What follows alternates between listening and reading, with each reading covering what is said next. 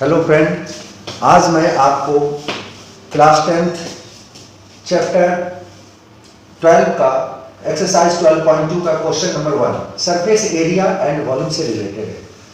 आप लोगों ने बहुत सारे बोर्ड की तैयारी में जुटे होंगे, तो आप बहुत अच्छे ढंग से प्रैक्टिस करो, क्योंकि प्रैक्टिस बहुत ज़रूरी चीज़ है। बिना प्रैक्टिस के आप ये बना ही नहीं सकते हो क्वेश्चन को। इसमें याद रखने की चीज़ है कि आप क्वेश्चन को पहले समझो। क्वेश्चन कह रहा है कि एक सॉलिड फिगर है जो शेप कैसा है, कोन के शेप में है। सॉलिड फिगर है, उसका शेप कैसा है, कोन के शेप में है, ठीक है।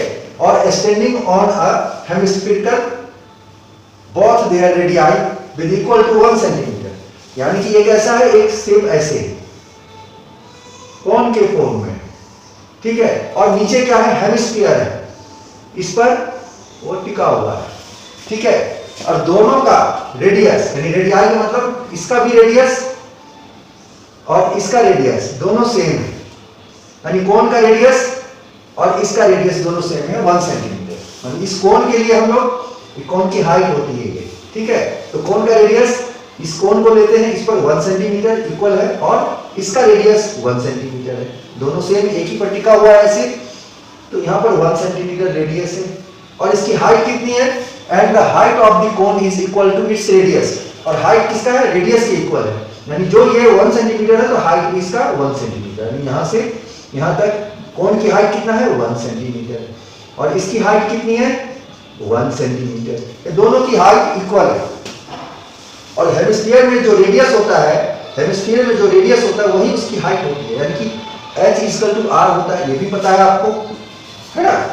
तो आपको इसमें टोटल जो है वॉल्यूम निकालना है, इसकी वॉल्यूम, कोन की वॉल्यूम और इसकी वॉल्यूम, कह रहा है ना, find the volume of solid in term of pi, pi के टर्म में निकालना। कहने का मतलब है यहाँ पर हम लोग कोन का वॉल्यूम और हेमिस्फीयर का वॉल्यूम को लेंगे, यानी volume of cone plus volume of hemisphere equal to pi का वैल्यू। ऐसा सॉल्व करने पर आ जाएगा, यानी दोनों को जोड़ दिया गया है, एक ही में है, इसलिए टोटल वॉल्यूम इक्वल टू हो जाएगा volume of cone plus volume of hemisphere. इसको हम लोग सॉल्व कैसे करेंगे वो आपको मैं नेक्स्ट बोर्ड पर बताता हूं, ठीक है, ओके। देखो, इसे सॉल्व करने के लिए मैं यहाँ फिगर बना देता हूं आसान सा। ये ऐसे बना हुआ है, कोन है और इधर हेमिस्फीयर है। ये हाइट कितनी दी हुई है, यहां से यहां तक 1 सेंटीमीटर है ना, और ये इसकी हाइट कितनी है, हेमिस्फीयर की 1 सेंटीमीटर, ठीक है। और ये रेडियस कितना है, दोनों का रेडियस 1 सेंटीमीटर, और कोन का भी है 1 सेंटीमीटर, और इसकी हाइट 1 सेंटीमीटर, यानी ये 1 ये 1 ये 1 सब 1 है। अब हमें वॉल्यूम निकालना है, दोनों पूरे शेप का वॉल्यूम निकालना है।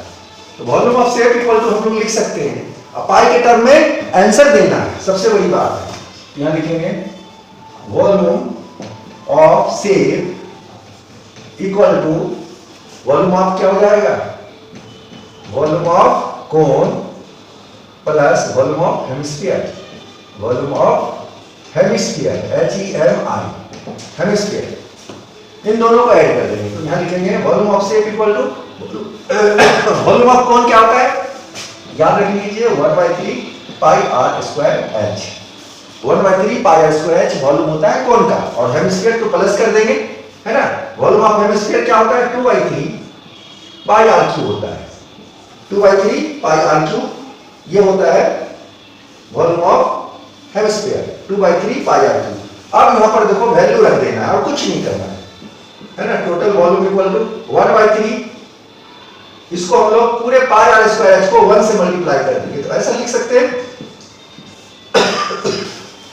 इसको ऐसा लिख सकते हैं, क्योंकि यहां मल्टीप्लाई है, प्लस 2 को पाई r क्यूब से मल्टीप्लाई कर देंगे तो 2 पाई r क्यूब हो जाएगा अपॉन में 3। अब एलसीएम ले लेते हैं, 3 का एलसीएम बहुत इजी है, डिनोमिनेटर सेम होता है तो 3 और पाई r स्क्वायर h प्लस यहां लिखेंगे पाई। अब वैल्यू रख दो, रेडियस कितना है, दोनों के लिए 1 ही है, तो 1 की स्क्वायर इंटू 1, हाइट कितनी है 1 प्लस 2, पाई की वैल्यू कितनी है, तो पाई ही रहने देते हैं, इसमें कोई चेंज नहीं, और रेडियस कितना है 1 की क्यूब। अब देखो इसको आगे सॉल्व कर लेते हैं, इसी जगह पाई 1 1 1, यानी सिर्फ पाई बचा यहां पर, 1 1 जा 1 इंटू 1 पाई, पाई प्लस क्या हो जाएगा, यहां पर 1 को पाई से करेंगे पाई, यानी 2 पाई बचा हमारे पास 2 पाई बाई 3। अब इसको ऐड कर दो, 1 पाई प्लस 2 पाई क्या हो जाएगा 3 पाई अपॉन 3। ये 3 कैंसिल हो गया तो आपका पाई आ गया। यही पाई सेंटीमीटर यूनिट, यही आंसर रहेगा वॉल्यूम क्यूबिक में।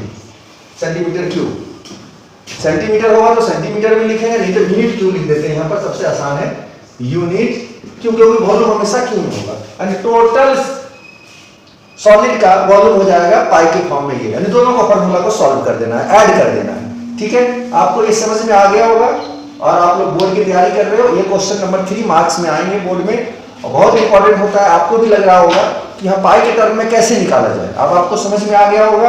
तो हम नेक्स्ट वीडियो में एरिया रिलेटेड टू वॉल्यूम, इसी से रिलेटेड मैं आपको वेल वाले, कुएं वाले जो होते हैं ना, वेल वाले क्वेश्चन, इम्बैंकमेंट वाले क्वेश्चन को मैं बताऊंगा। Okay, thank you.